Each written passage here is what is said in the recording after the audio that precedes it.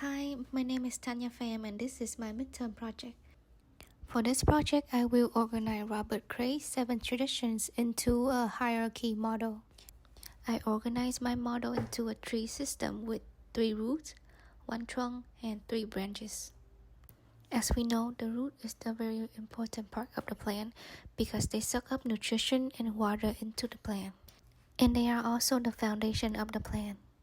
For my model, there are 3 roots total, representing the rhetorical, semiotic, and the phenomenological tradition. These 3 traditions are the foundation for all the other communication theory to build on. And then I introduced the cybernetic tradition as my tree trunk, because this tradition acts like an information processing system for the society.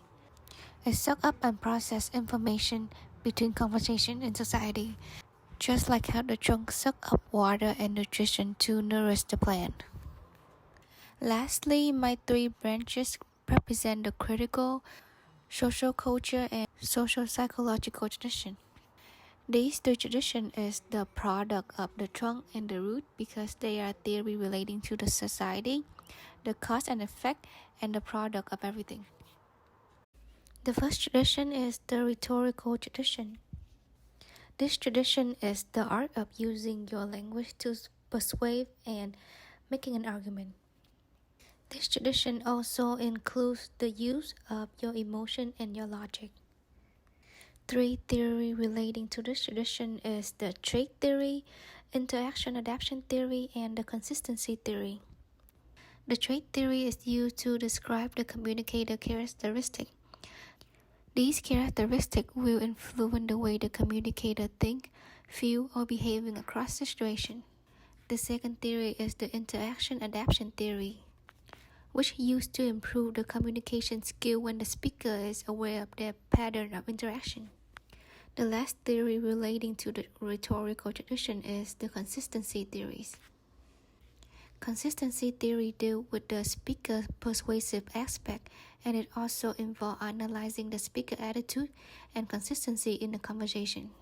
I choose these 3 theories because it's all related to the speaker characteristic, behavior, and action when making a conversation. And when a speaker is aware of these factors, it will improve their persuasive level. The second root to my tree is the semiotic tradition, which requires the speaker to draw connection between sign and the language. This tradition is also used to describe the understanding of a common symbol or a common language between a group of people. So culture identity theory is the first theory relating to the semiotic tradition.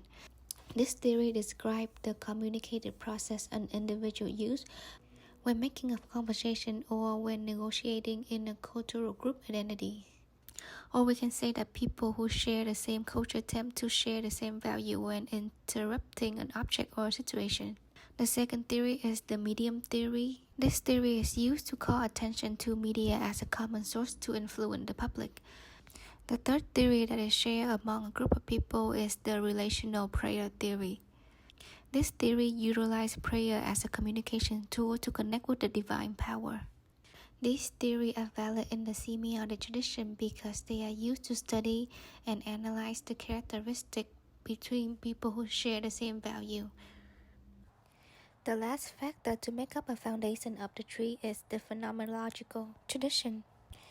3 theories relating to the tradition is the standpoint theory, presentation of self theory, and the queer theory. The standpoint theory takes into account the speaker's personal background to analyze their conversation. Presentation of self theory will depend on the situation. The speaker will choose a certain method or a certain way to present themselves. Last but not least is the queer theory. The queer theory is used when seeking sexual equality's value among all individuals. I choose this 3 theory because this tradition is about analyzing the everyday life experience from the standpoint of the person who's living it. It's also focused on the speaker experience, and their story is more important. The next tradition is the cybernetic tradition.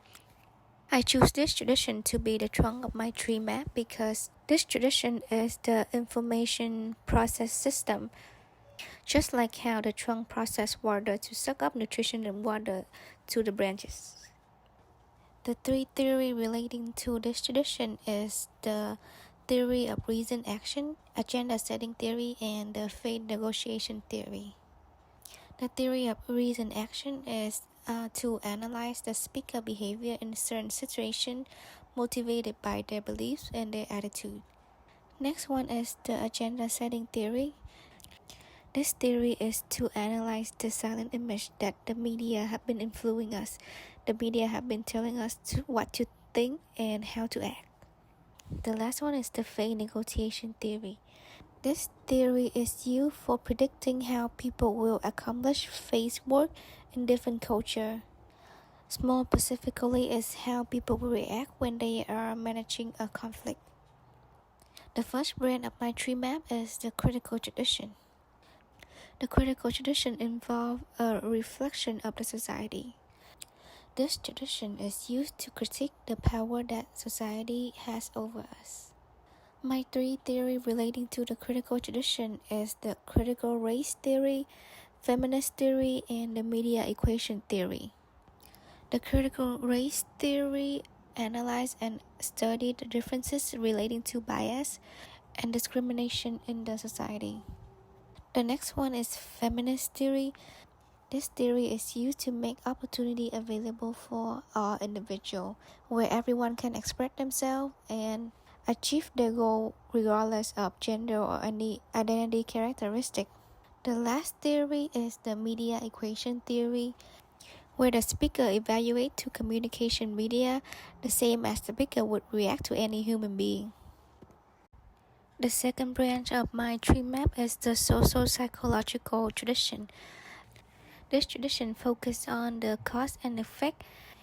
It is also focusing on generalization across society. The three theory relating to this tradition is the affection exchange theory, dyadic power theory, and the moral conflict theory. The affection exchange theory touches on how individuals share affection in a relationship and how this will result in a successful relationship. The dyadic power theory analyzes our idea of a relationship, how they are formed, how they are maintained, and how they are changed. Lastly is the moral conflict theory. This theory attempts to solve problems for those with different beliefs or different needs in a relationship. The very last branch of my tree map represents the social culture tradition. This tradition is the product of society. As people talk, they produce and reproduce culture. The three theory for this tradition is the symbolic conversion theory, the effective intercultural communication theory, and lastly is the groupthink theory. The symbolic conversion theory refers to how people in a group have a shared vision of reality. The effective intercultural communication theory explains how people from the same community who share the same culture will have similarity in their decision-making process. Lastly, the groupthink theory emphasizes on the effectiveness of a group decision-making.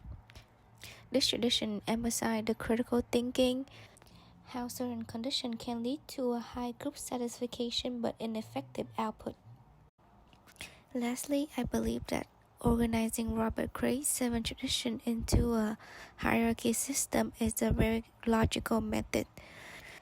This system might guide my readers toward a more straightforward summary of the field of communication. Thank you for listening, and I hope you have a great day.